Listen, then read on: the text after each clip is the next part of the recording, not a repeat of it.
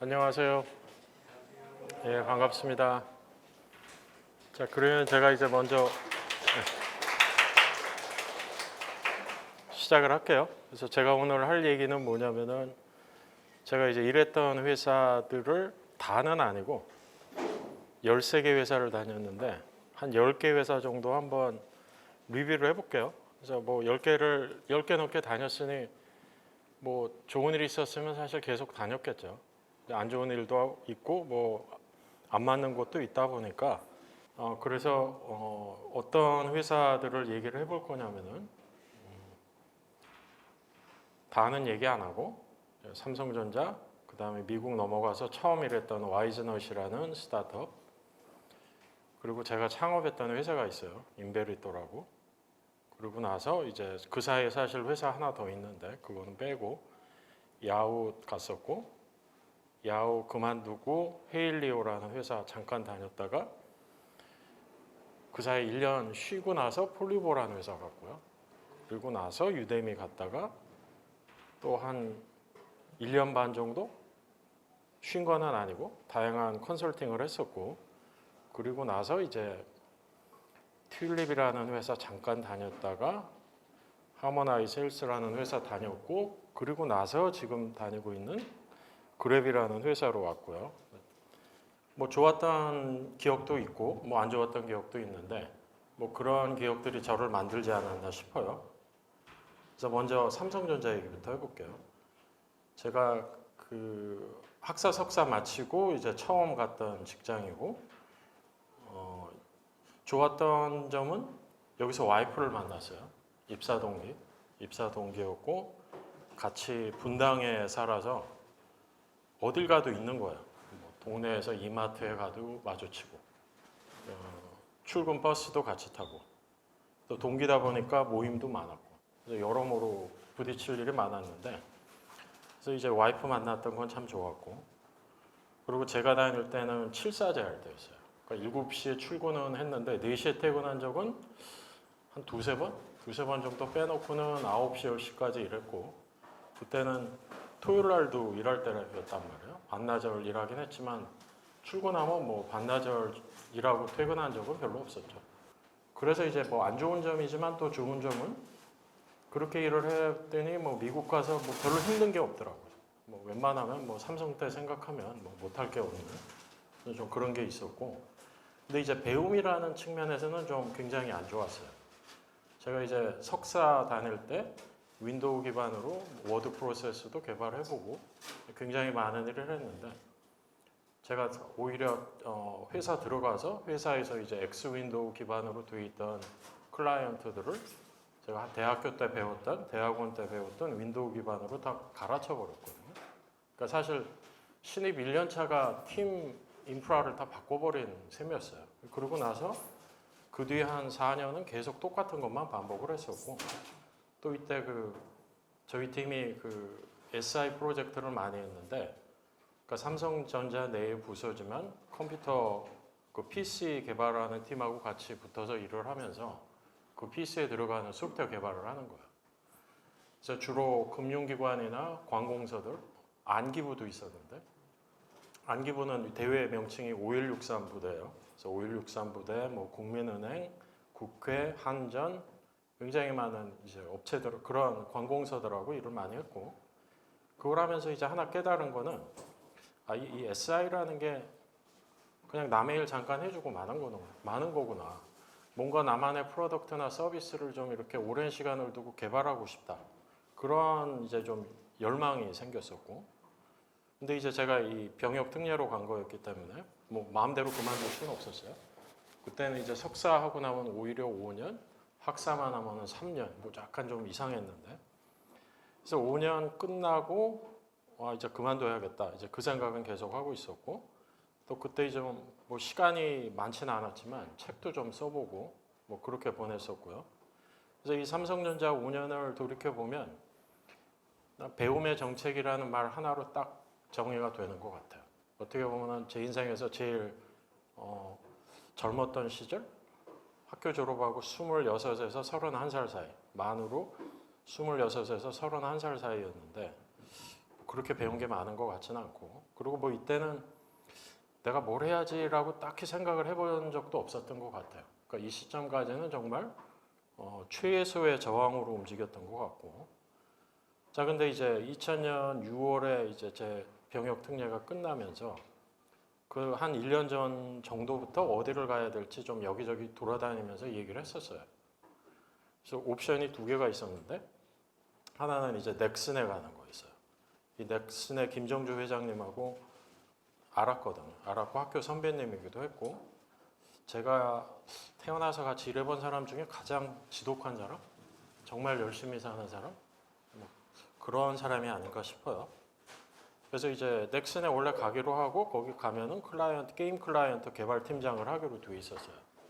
그래서 뭐 거의 매주 삼성전자 일 끝나면 어떤 날은 넥슨 가서 좀 놀다가 집에 가고 그랬는데, 그러다가 이제 대학교 때 동기가 스탠포드에 석사를 갔었고, 이 친구가 석사 졸업하고 창업을 몇 번 하다가 세 번째 창업했다는 회사가 그 마이사이먼이라고 그 가격 비교 쇼핑몰을 만든 거예요. 그래서 이 친구가 그걸 마이클 양이라는 교포분하고 둘이 창업을 해서 99년에 700 밀리언에 팔았어요.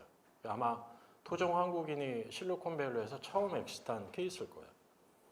그래서 이 친구는 뭐 제 대학 동기이기도 했고, 저는 이제 금호동에서 금호동에서 학교를 다녔었고, 이 친구는 신당동에 있었기 때문에 대학 다닐 때도 이제 왔다 갔다 하면서 계속 같이 다녔고 되게 친했죠.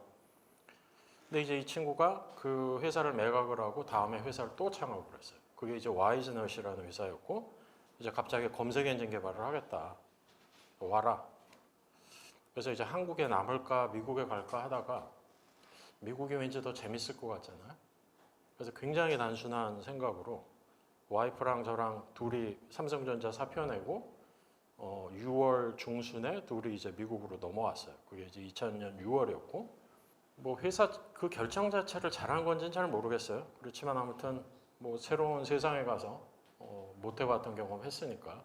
그리고 갈 때는 사실 뭐 정말 미국에 오래 살아야지 뭐 그런 생각 전혀 없었고, 와이프랑 저랑 결혼해서 애가 없던 상황이었기 때문에 그냥 재밌겠다. 그래서 한 2, 3년 일해보고 별거 없으면 돌아오자.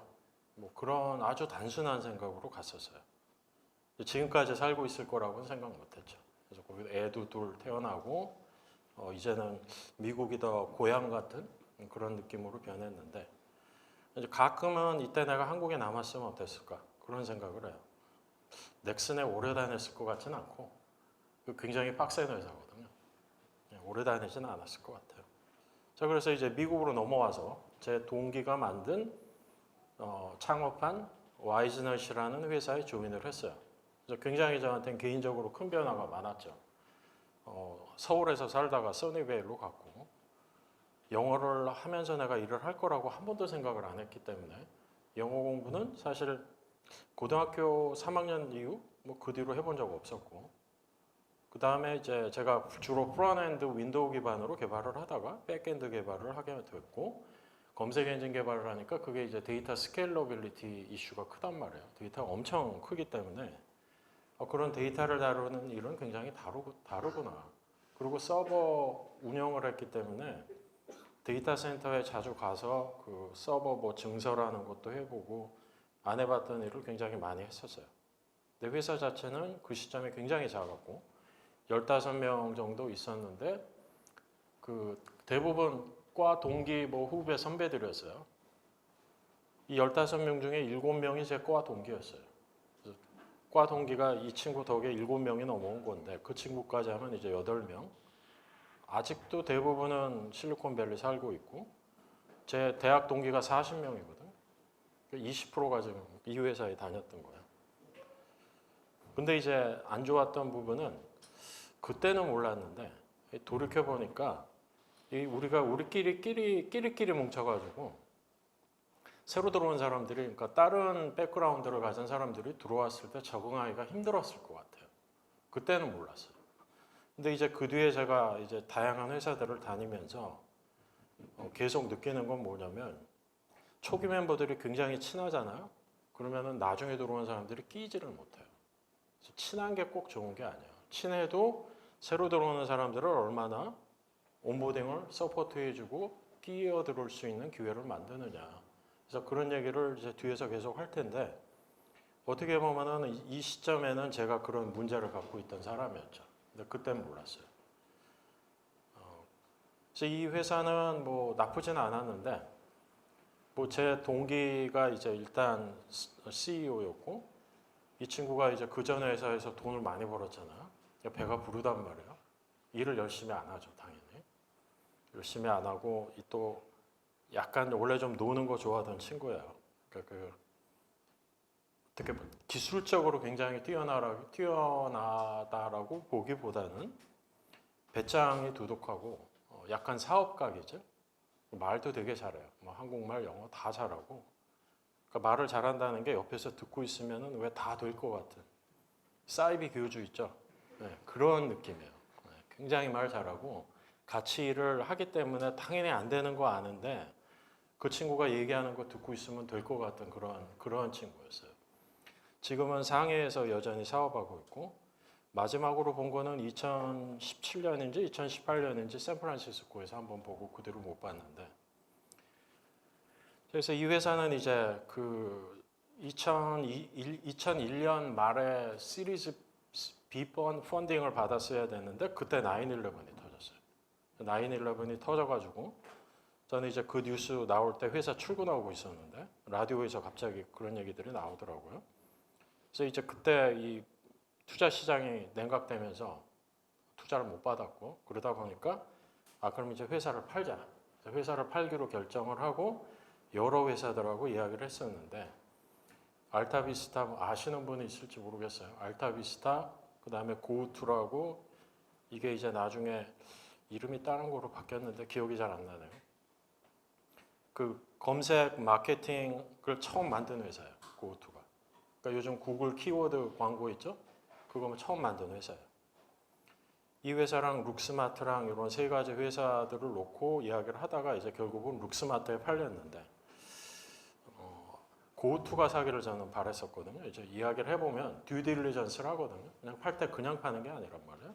각 사려고 하는 회사의 경영진들하고 같이 이야기를 하면서 그쪽도 우리가 정말로 기술이 있고 어떤 사람들인지 알고 싶고 우리도 알고 싶기 때문에 이런 인수가 그냥 벌어지는 게 아니에요. 뒷단에서 2달, 3달 계속 만나갖고 얘기한다고요. 얘기를 해보니까 알타비스타는 받은 느낌이 약간 굉장히 나이 많은 리서처들이 큰 대형 컴퓨터에다가 검색 엔진을 만든 느낌? 같이 얘기하면은 뭐 배우는 건 많은데 좀 너무 나이가 많지 않나? 60대, 70대 할아버지들 많았거든요. 근데 이제 굉장히 편하고 좋은 사람들이었고 고우투는 굉장히 젊은 친구들이었고 파세데나, 캘리포니아 남부의 파세데나라는 도시에서 시작한 곳이었고 처음으로 검색 엔진으로 돈 버는 방법을 만든 회사였단 말이에요. 그래서 여기는 친구들도 굉장히 똑똑하고 젊고 이 회사가 우리 회사를 샀으면 좋겠다라는 생각을 했는데 알타비스타하고 고우투는 이제 돈을 그렇게 비딩을 높게 안 했어요. 룩스마트라는 회사가 비딩을 가장 크게 했고 그래서 이 회사가 이제 결국 와이즈넛을 인수를 했는데 제가 이제 이때 엄청나게 일을 많이 했거든요. 보통 한 9시쯤 출근해서 밤 한 1시쯤 퇴근하고 주말 없이 계속 그렇게 일을 했는데 결국은 뭐 회사가 그 헐값에 사실 팔린 거죠. 그러니까 주식 스탁 옵션으로 좀 큰 돈을 벌어보겠다는 꿈을 약간 갖고 있었지만 한 5천 불 벌었나 그랬을 거예요. 5천 불에서 10,000불 사이쯤 벌었던 것 같아요. 스탁 옵션으로. 그래도 뭐 여기서 많이 배웠죠. 처음으로 실리콘밸리 와서 이런 백엔드 개발하고 또 어떻게 보면은 여러 회사들하고 이야기하는 기회 같은 것도 갖고 뭐 그런 측면에서는 굉장히 많이 배웠는데 이 룩스마트라는 회사에 팔렸던 결정 자체는 저는 납득하기가 힘들었어요. 그래서 이제 이때 안 따라가고 그 회사에서 만났던 다른 직원들 3명하고 4명이 우리가 한번 회사를 만들어 보자. 그래서 이제 그때 한번 창업을 했죠. 창업했던 회사가 인베리토라는 회사예요. 그래서 4명이 창업을 했는데 근데 약간 그 창업의 아이템 자체는 잘못 골랐어요. 이게 네 명이 다 검색 엔진을 만들던 사람이다 보니까 검색 문제만 보이는 거예요.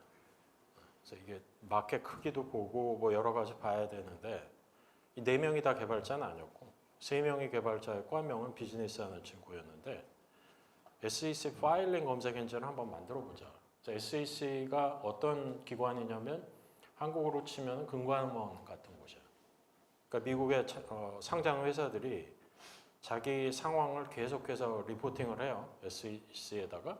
그럼 그 리포트가 퍼블릭 정보고 그 정보를 검색을 해서 사람들이 원하는 정보를 빨리 찾을 수 있게 하자. 그런 서비스가 이미 있었는데 테크니컬하게 보면 기능이 너무 떨어졌어요. 그래서 우리가 훨씬 더 잘 만들 수 있을 것 같다. 근데 이제 돈을 어떻게 벌지는 잘 모르겠고 일단 만들어 보자. 그래서 만들었고 훨씬 더 좋았지만 이제 뭐 아무도 안 쓰는 거죠. 그리고 써도 뭐 돈을 낼 일은 없으니까. 그래서 그거를 한 1년 정도 하다가 그러면은 이번에 피봇을 해서 이 SEC 파일링 중에 인사이더 트레이딩 정보를 가지고 한번 작게 돈을 벌 수 있는 서비스를 만들어 보자 해서 만들었던 게 여기 지금 제가 스크린샷 걸어 놓은 거예요. 이름을 인사이더 스쿱이라고 짓고 프론엔드부터 제가 다 했어요. 프론엔드는 그 전까지는 윈도우 프로그램만 해봤었는데 이때 이제 물론 이제 다른 개발자들하고 같이 했지만 개발 책임은 제가 졌었기 때문에 만들고 한 6개월 만에 1000명의 고객을 만들었고 월 30불씩 자주 했거든요. 어떻게 보면 6개월 만에 빨리 큰 거예요. 굉장히 빨리 컸는데 근데 이제 문제는 그래봐야 이게 이 마켓이 얼마나 더 클까 그 부분이 좀 불분명했고 또 피벗을 했어야 되는데 이때 이제 깨달은 게 그거야. 창업자들 간의 사이가 이래서 중요하구나. 이 과정에서 넷이 엄청 싸웠거든요. 근데 이제 그걸 생각을 해보면 생각을 잘못한 거예요. 네 명이 공동 창업을 했다고 해서 네 명이 동등한 위치가 아니라는 거죠.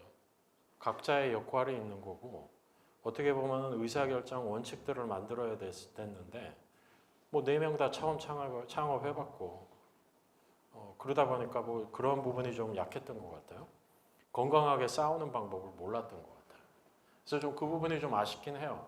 이 네 명 자체의 능력이 나쁘진 않았기 때문에 그때 아마 피벗을 한 번 더 했으면은 조금 더 좋은 거 찾았을 것 같아요. 그래서 이거 하면서 느낀 거는 창업자들 간의 관계가 참 중요하고 뭐 사이가 항상 좋을 수는 없지만 얼마나 건강하게 싸울 수 있느냐. 그리고 결국 오래 버텨야 성공하는구나. 그러니까 존버의 중요성. 그걸 제가 이제 그때 깨달은 거죠. 우리는 존버를 못했지만 존버를 했으면 분명히 더 좋은 서비스 만들어냈을 거고 오래 버티면서 결국 기회가 오고 운이 좋아지는 거란 말이에요. 그래서 제가 이제 스타트업을 창업한 거 포함해서 7개를 다녀봤는데 그 7개 중에 4개는 엑시트를 했어요. 3개는 그냥 망했고. 그러면 그 4개와 3개의 차이가 뭐냐? 성공한 곳들은 그래도 기본적으로 좀 버틴 곳들이에요. 힘들어도 버티고 그랬던 곳들이고 3개는 창업한 사람들이나 멤버들이나 그 모티베이션 자체가 우리가 회사를 왜 하지? 그 부분이 불명확한 그런 케이스들이었던 것 같고 제가 이제 엔젤 투자나 어드바이저로 일을 하는 회사들이 꽤 있는데 그런 회사들도 보면 어느 정도 궤도에 올라가는데 보통 7년 걸리더라고요. 그래서 창업은 1, 2년 하고 성공할 생각이라면 안 하는 게 맞다고 보여지고요. 그러니까 오랫동안 버텨야 되고 오랫동안 버텨야 되기 때문에 기왕이면 내가 관심 있는 일을 하는 게 좋고 혼자 하는 것보다는 마음이 맞는 사람들하고 같이 하는 게 좋은데 아주 친한 친구랑 하는 건 별로 안 좋은 것 같아요. 사이가 벌어질 확률이 높거든요. 이때 4명 같이 했는데 2명하고는 뭐 연락이 안 돼요. 중에 이제 다른 한 친구하고는 연락되지만 좀 약간 서먹서먹하고 그래서 정말 친한 친구랑은 안 하는 게 좀 좋지 않나 그런 생각 들고요.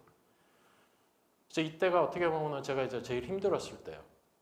미국에 넘어가서 몇 년은 안 됐지만 이제 이때 첫 애가 태어났고 경제적으로나 뭐 신분이나 안정된 게 하나도 없었거든요.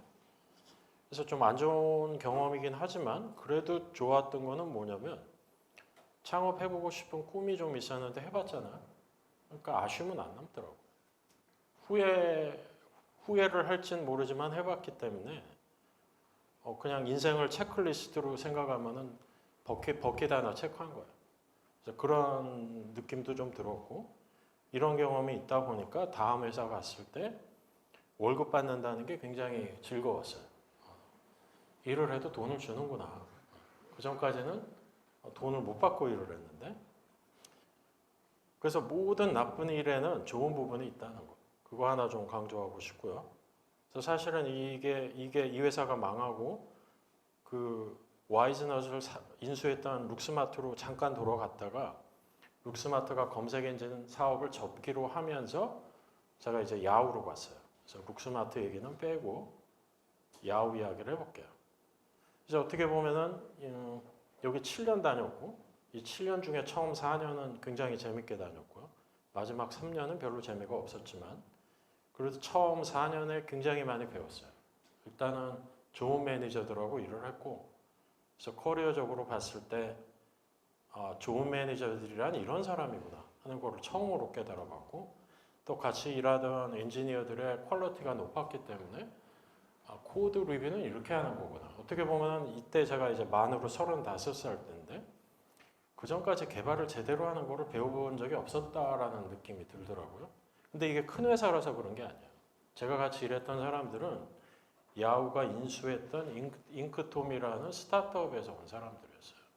제가 왜 그 얘기를 하냐면 혹시라도 제가 또 잘못된 인상을 남길 것 같아서 그러는데 한국이나 미국이나 제가 제일 많이 받는 질문들이 몇 개가 있는데 그 중에 하나가 큰 회사에 가면 더 체계적으로 배워서 전문성을 쌓을 수 있나요? 그 질문 엄청 받아요. 근데 저는 그렇다고 생각지는 않고요. 큰 회사는 큰 회사 나름대로 사람이 부족하고 프로세스가 잘 잡혔을지는 모르지만 느리게 굴러간단 말이에요. 내가 낼 수 있는 임팩트의 양도 크지 않고 저는 뭐 큰 회사에 대한 로망은 갖지 않는 게 낫다고 보여져요. 큰 회사 정말 가시고 싶으면 은퇴할 때 가세요. 그래서 좀 느리게 일하고 뭐 그래도 되지만 젊을 때는 조금이라도 더 빠르게 움직일 수 있는 곳에서 경험을 많이 해보시고 약간 뭐 갈팡질팡해도 그런 경험들이 상처로 남지만 않으면 다 도움이 될 거라고 생각해요. 자, 여기서 이제 제가 같이 일했던 매니저 4명 제가 사진을 붙였는데 가장 이제 왼쪽에 있는 분이 용동이라고 중국 분이세요. 버클리에서 박사하고 이 잉톰이라는 회사에서 검색 엔진 개발을 하고 계셨고 인터내셔널 마켓을 책임지고 계셨는데 제가 같이 일해본 매니저 중에 가장 좋으신 분? 뭐 인상부터 되게 좋죠.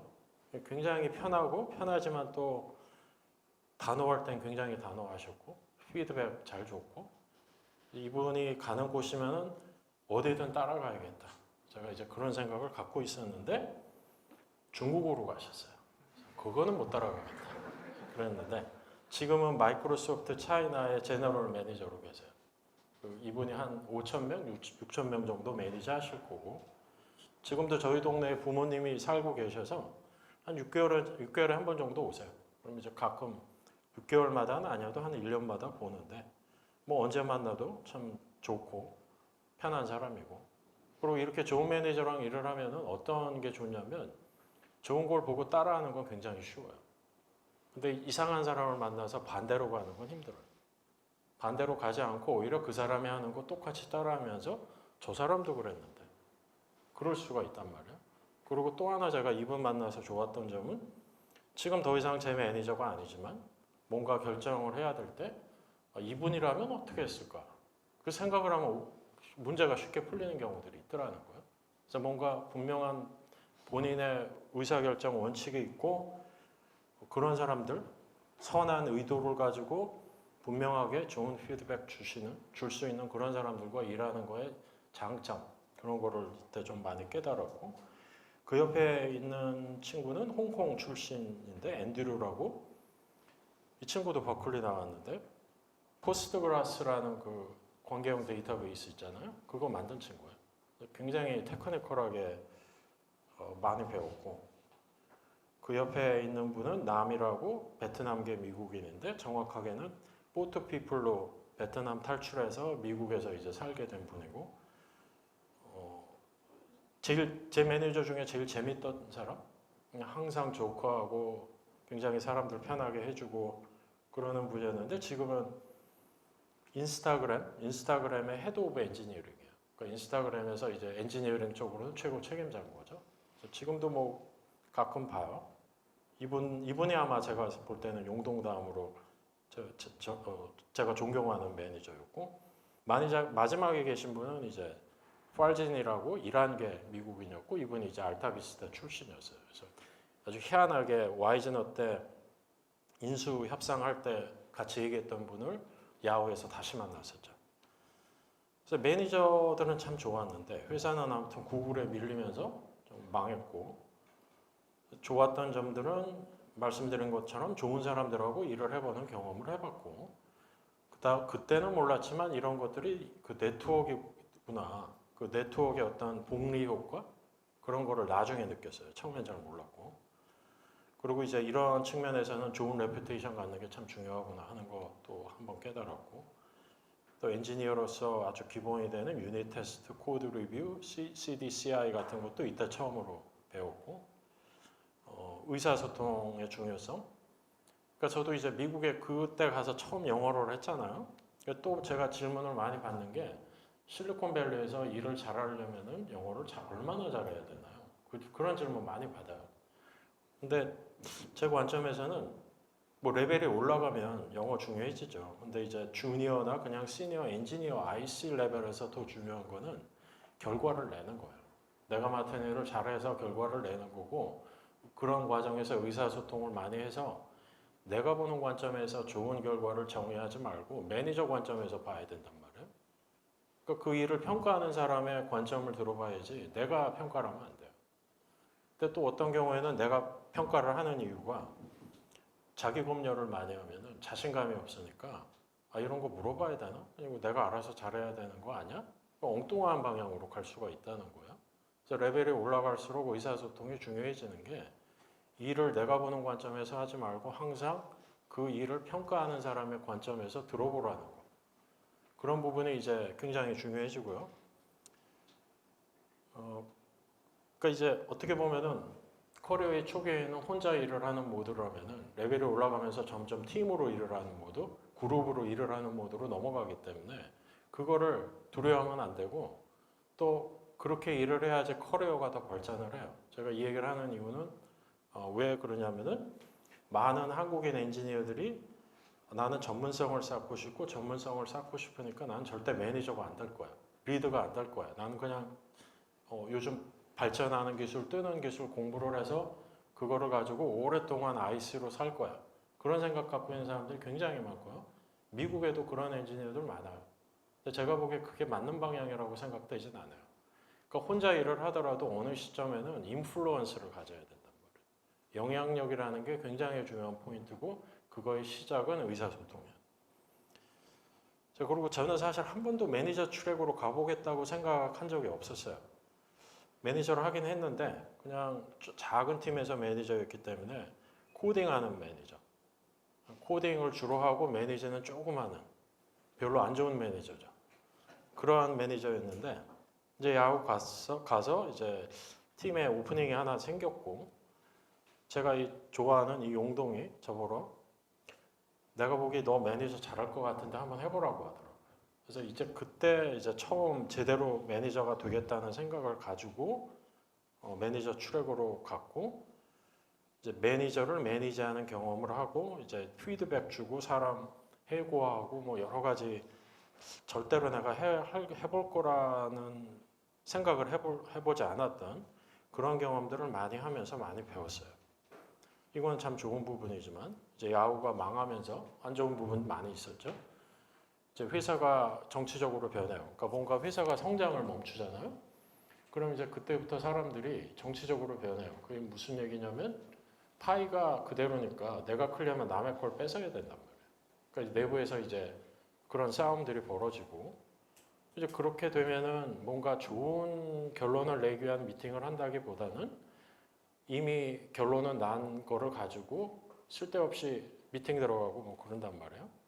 그래서 이때 그다지 좋은 경험은 아니었지만 또 나중에 스타트업 다닐 때 다 도움이 되더라고요. 이제 이때 제가 배웠던 거는 노우라고 하는 거를 편하게 하는 그런 거를 처음 경험했어요. 그 전까지는 제가 이제 남들하고 일을 하면은 그 사람들을 플리즈 해주려는 그런 성향이 있었는데 이런 환경에서는 사실 예스라고 할 수가 없거든요. 그러니까 노우라고 많이 했었고 그리고 이제 여기 문제가 굉장히 많으니까 이 많은 문제를 가지고 살아야 되는데 스트레스를 받다가 어느 날 갑자기 그런 생각이 들더라고요. 이렇게 많은 문제를 내가 어차피 다 해결도 못하고 뭐 한두 개 해결해봐야 또 금방 차는데 내가 이거를 문제를 해결하려고 고민하는 게 말이 되나? 그런 것보다는 이 많은 문제 중에 정말로 중요한 문제가 무엇이고 내가 컨트롤에 있는 문제가 무엇인지 찾은 다음에 그거에 해결에 집중을 해야겠다. 그리고 나머지 문제들하고는 그냥 행복하게 공존해야겠다. 그러니까 문제가 너무 많다는 게 어떤 측면에서는 문제가 없는 거랑 비슷하다는 생각이 들더라고요. 그래서 이런 마인드셋이 나중에 이제 스타트업, 유데미나 폴리보 다닐 때 도움이 많이 됐어요. 항상 문제가 있거든요. 새로운 문제들이 생기니까 새로운 결정을 해야 되고 그리고 이제 야후가 제가 있던 마지막 3년은 매 6개월마다 해고를 했거든요. 대규모 해고를 해요. 그러면 이제 매니저로서 팀원들 해고를 해야 되는데 그런 관점에서 그냥 내가 이 팀원들을 해고를 하는 것보다는 뭔가 이 사람들한테 의미 있는 피드백을 줘야겠다. 그래서 이제 피드백 주는 방법에 대해서 굉장히 많이 공부를 해봤고 또 이제 적용을 해봤죠. 그래서 그거는 지금도 참 도움이 많이 되는 것 같아요. 그러니까 어떻게 하면은 팀원을 위한 선의를 기반으로 한 피드백을 줄 수 있느냐. 그래서 그런 이야기 뭐 제가 한 2시간은 할 수 있는데 제가 한 20년 넘게 매니저로 일하면서 해고한 사람이 한 22명, 23명 정도 될 거예요. 그럼 이 해고라는 게 굉장히 나쁜 것 같죠. 근데 노동시장이 유연한 곳에서는 나쁜 게 아니에요. 좋은 본인들이 받아들일 수 없는 부분에 대한 피드백이라도 본인이 해고가 되면 한 번 더 생각해 본단 말이에요. 그리고 그런 피드백이 대부분은 행동 양식에 관한 피드백이에요. 기술적인 피드백이 아니에요. 자, 그래서 어찌됐건 여기 너무 오래 있었고, 결국은 그 기회비용이라는 게 있잖아요. 모든 게. 그래서 제가 이제 4년 일하고 디렉터가 됐는데, 그 다음서부터는 이제 받는 게 많다 보니까 밖에 기회가 생겨도 내가 뭐 이 정도는 받아야지. 이 정도 타이틀은 가져야지. 가진 것만 생각을 하다 보니까 이제 밖에서 기회가 없었던 건 아닌데 그런 기회를 못 잡았어요. 그래서 그때는 그냥 내가 너무 재다가 못 옮겼다고 생각을 했는데 나중에 1년 놀면서 깨달은 거는 그거보다는 내가 자신감이 없었구나. 그런 생각을 더 했는데 나쁜 환경에 오래 있으면 안 좋은 게 그거예요. 자신감을 잃어요. 살아있다는 느낌이 안 들잖아요. 그러니까 뭔가 하루하루 재밌게 일하고 배우고 성장하는 느낌이 있어야 되는데 그 3년 동안 그런 느낌을 별로 가져보지 못한 것 같고 그게 결국은 자신감의 상실로 이어졌고 그러다 보니까 밖에 기회가 생겨도 핑계대면서 그런 기회들을 그냥 내팽개치지 않았나? 좀 그런 생각 들고요. 또 하나 깨달았던 거는 뭔가 내가 가진 것을 버리고 새로운 환경으로 간다고 생각하는 것보다는 내가 가진 것과 새로운 환경에서 배운 기회와 교환을 한다고 생각을 했어야 되는데 그런 생각을 그때는 못했고 그래서 다시 한번 좋은 환경에서 좋은 행동, 생각 보고 배우는 것이 훨씬 더 좋다는 거예요. 제가 여기 이제 좀 안 좋은 상황이 한 3년 있었잖아요. 그러고 나가서 내가 이렇다라는 건 인지하는데도 오래 걸렸지만 그 인지를 하고 그 상처를 치유하는 데는 더 오래 걸렸던 것 같아요. 그래서 그런 부분들이 진짜 제가 말씀드리고 싶은 건 그거예요. 그러니까 뭔가 살아있다는 느낌이 드는 환경에 있어야 된다는 거. 아무리 받는 게 많고 사람들이 뭐 좋은 회사 다닌다고 생각해도 그것과 별개로 내가 살아있다는 느낌을 갖는 게 참 중요하다는 그런 생각이 듭니다. 자, 그래서 이제 야후 다니다가 7년, 정확하게는 6년 좀 다니고 와이프한테 얘기했어요. 보너스 한 번 더 받고 그만둬야겠다. 이제 야후가 보너스를 매해 3월에 줘요. 그래서 2010년 3월에 보너스 받고 1년만 더 다니겠다. 1년 더 다니고 그 다음에 이제 1년 놀겠다라고 얘기를 했더니 와이프가 그러라고 하더라고요. 대신에 회사 욕만 하지 마라. 그러니까 제가 이제 맨날 집에 가서 회사 욕을 했나 봐요. 그래서 듣기 싫다. 깔끔하게 하고 싶은 대로 하고 욕만 하지 마라. 그래서 이제 와이프한테는 허락을 받고 그랬더니 이제 딸내미가 와서 옆에서 듣고 있었더라고요. 와서 자기 대학 갈 수 있냐고 물어보더라고요. 그때 이제 딸내미가 10살이었는데 지금 대학교 3학년이에요. 네, 그래서 아무튼 그렇게 해서 이제 보너스 한 번 더 받고 2주 있다가 노티스 주고 그만뒀어요. 그만두고 작은 회사로 또 갔어요. 헤일리오라는 회사로 갔는데 여기는 UCLA의 교수하고 박사 연구진하고 와이즈너 때 동료들이 이제 창업한 회사였고 AWS 기반으로 이미지나 비디오에다가 광고 붙이는 일을 했었고요. 근데 이제 아무래도 이 교수가 창업을 하니까 이게 잘 안 굴러가더라고요. 그래서 이때 생각해 보면 좀 너무 성급하게 조인을 했어요. 약간 쉬면서 조인을 했어야 되는데 너무 빨리 조인을 했던 것 같고 그래서 결국 8개월 만에 이 회사 망했어요. 제가 조인한 지. 제가 종전 기록이 9개월이었거든요.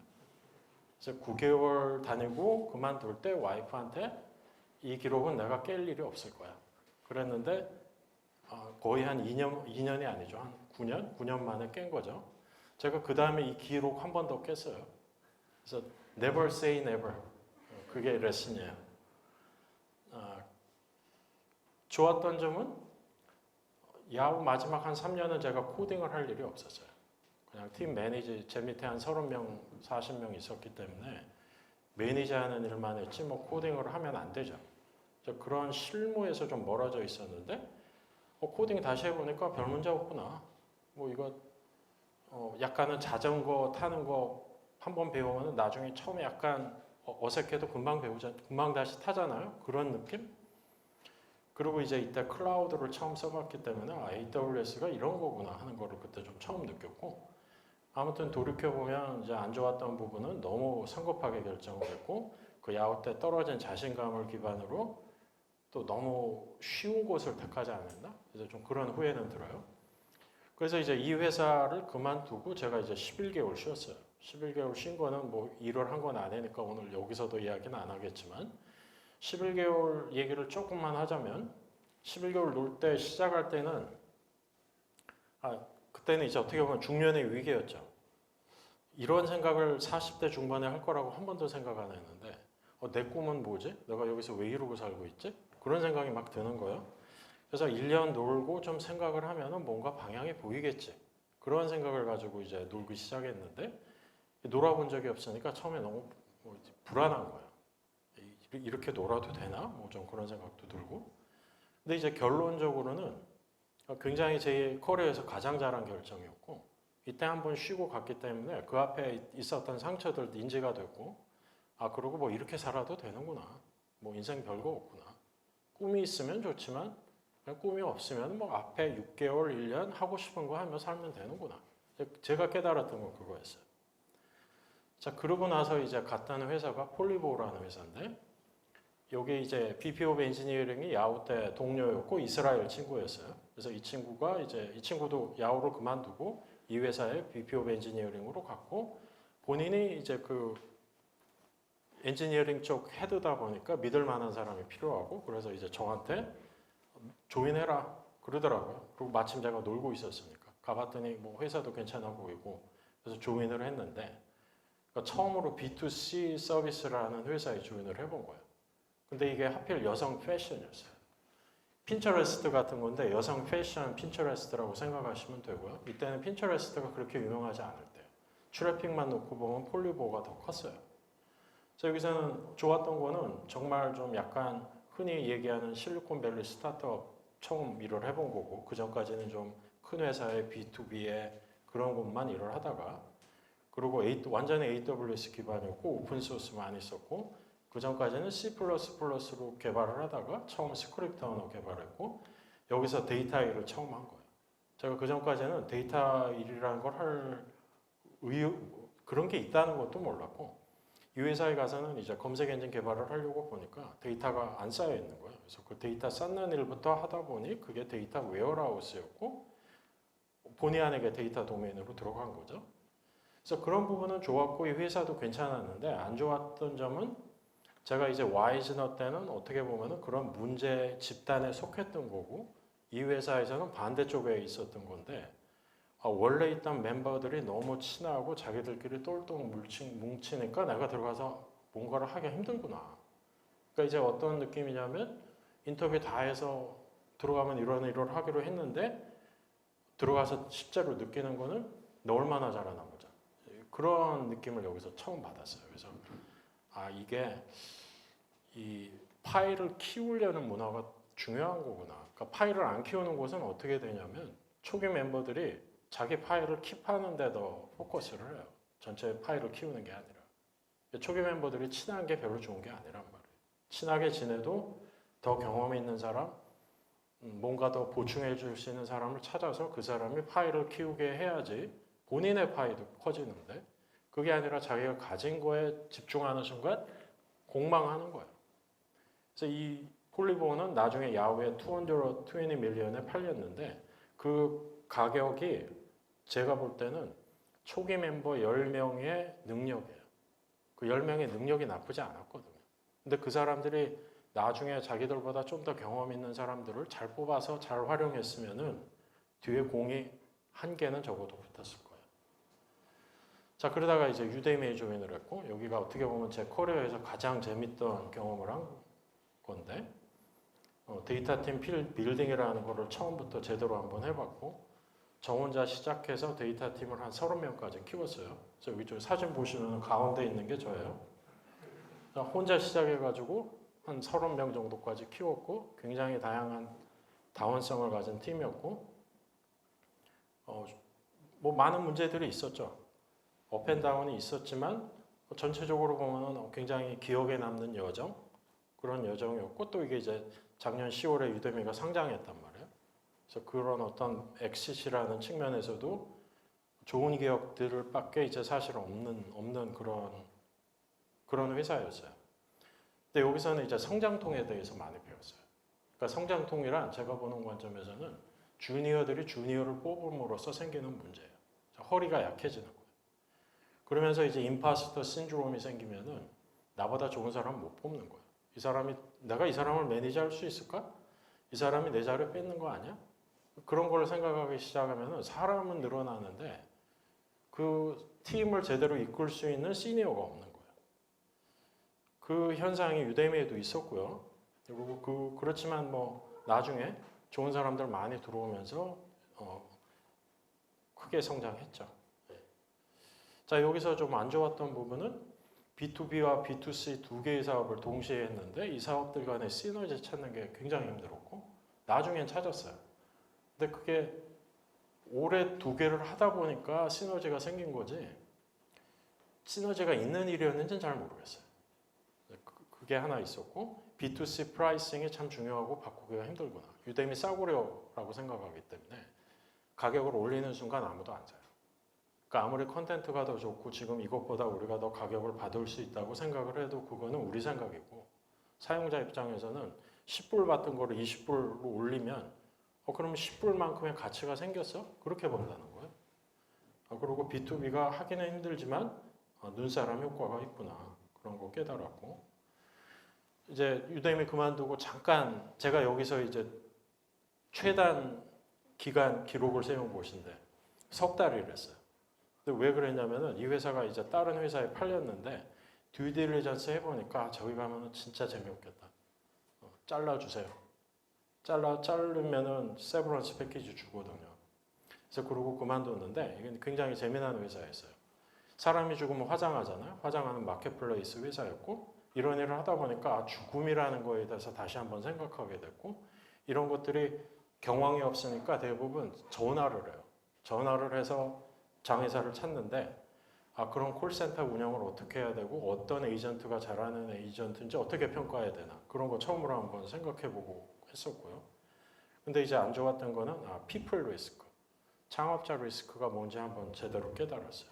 그러니까 뭔가 창업자가 윤리적으로 문제가 있거나 그러면 항상 그 회사가 망할 가능성이 있다는 거예요. 그래서 이 친구는 그 문제 때문에 회사가 시리즈 B 펀딩을 못 받았고 그러면서 텍사스에서 가장 큰 장애업체에다가 팔았어요. 오프라인 장애업체에. 그래서 그거는 뭐 그렇게 좋은 경험은 아니었지만 아무튼 사람 리스크라는 걸 깨달았고 그러고 나서 갔던 회사가 이제 하모나이즈 헬스라는 회사인데 이 회사하고 전 회사는 유대미 때 제 CEO랑 저랑 둘이 같이 다니면서 찾았던 회사예요. 둘 다 약간 팔타임으로 일을 하다가 아 여기다 싶으면 우리 둘이 풀타임으로 가자. 그렇게 해서 두 번째 찾았던 곳인데 여기는 이제 65세 이상의 노인들 중에 지병이 2개 이상인 사람들한테 리모트 모니터링을 하고 아프기 전에 얼럿을 내주는 그런 회사였고요.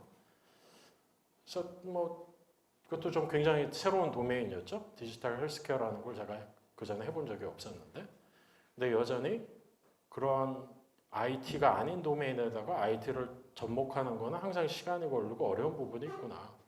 그리고 뭔가 시작을 신뢰를 쌓는 걸로 시작을 해야지 이제 다 IT로 바꿀게요. 그건 절대 안 먹히는구나. 그러니까 같이 일하는 사람이 간호사, 의사란 말이에요. 이 사람들이 일을 하는 걸 쉽게 만들어주고 그걸로 신뢰 쌓고 조금씩 고도화해야지 처음부터 당신들이 하는 일을 우리가 다 바꿀 거야. 절대 안 먹힌다는 거. 그리고 여기서 다시 한번 창업자 리스크를 깨달았어요. 이 윤리적이지 않은 사람, 그런 사람들은 결국은 언젠가는 문제를 일으키는구나. 그거 다시 한번 깨달았고 여기서 뭐 더 얘기는 안 할게요. 자, 그래서 들어온 지금 제가 다니는 회사는 그랩이고 제가 일을 오래 해보니까 아, 나한테 맞는 도메인은 교육이구나 하는 거를 깨달았어요. 교육이라는 걸 깨달았고 또 제가 이제 피플 리스크, 창업자 리스크를 많이 생각을 하다 보니까 창업자들이 어떤 진정성을 갖고 있나 그거를 많이 생각해 보게 됐고 이 그랩은 공동 창업자 2명이 제 대학 동기들이거든요. 대학 동기들이고 한 친구는 카카오에서 처음 CTO 했던 친구고 테크니컬하고 굉장히 스트롱하고 지금 CEO 하는 친구는 이제 원래 국민대 교수 하다가 잠깐 휴직하고 이제 사업만 하고 있는데 이 친구도 실리콘밸리 인턴을 처음 시작한 사람이에요. 한 10년 전에. 그래서 그거를 통해서 제가 진정성을 받고 그러한 믿음이 있었기 때문에 이 회사에 조인을 했고요. 그랩의 미션은 이거예요. 모든 개발자에게 지속적인 성장의 기회를 제공하는 플랫폼이 되자.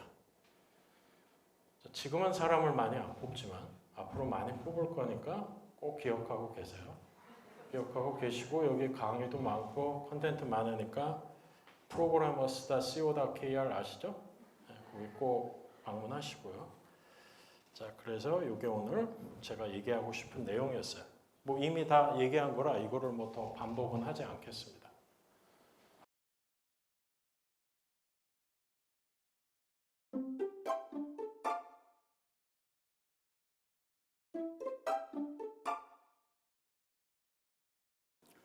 예, 그 해주신 질문 뭐 다 들으셨겠지만 좋은 엔지니어라는 것이 어떤 의미였냐 이제 그런 질문을 해주셨는데, 그러니까 일단은 굉장히 기본적인 그 코드 리뷰, 유닛 테스트 그런 프로세스가 잘 잡혀 있는 거였고, 또 하나 거기에 약간은 좀 굉장히 재미있는 요소들이 많았어요. 그러니까 뭐 그냥 너 코드 잘 짜고 뭐 그러는 게 아니라 이제 CI/CD가 돌고 있었기 때문에 누가 체크인을 하면 빌드가 돌고 유닛 테스트 쭉 돌고 유닛 테스트 깨지면은 벌칙이 있었는데 그 벌칙이 뭐였냐면 이 굉장히 긴 모자가 있어요. 그거 쓰고 다녀야 되는 거예요. 그러면 그게 사무실 딱 들어가면 보이거든요. 아, 제가 마지막에 깼구나. 그럼 이제 다음번 깨는 사람이 나올 때까지 그거 쓰고 있어야 돼요. 재수 없으면 일주일 내내 쓰고 있고 재수 좋으면 1시간 있다 딴 사람이 깨요. 그래서 그런 프로세스들 그런 거 참 좋았고, 그러니까 문화 자체도 좋았던 것 같아요. 근데 이게 다시 한번 큰 회사에서 그랬던 게 아니고 잉크톰이라는 좋은 스타트업에 있던 사람들이었고, 그래서 제가 어떻게 개발자로서 어떤 그런 프로세스라든지 생각해봐야 될 것들은 그때 제일 많이 배웠다고 생각이 돼요.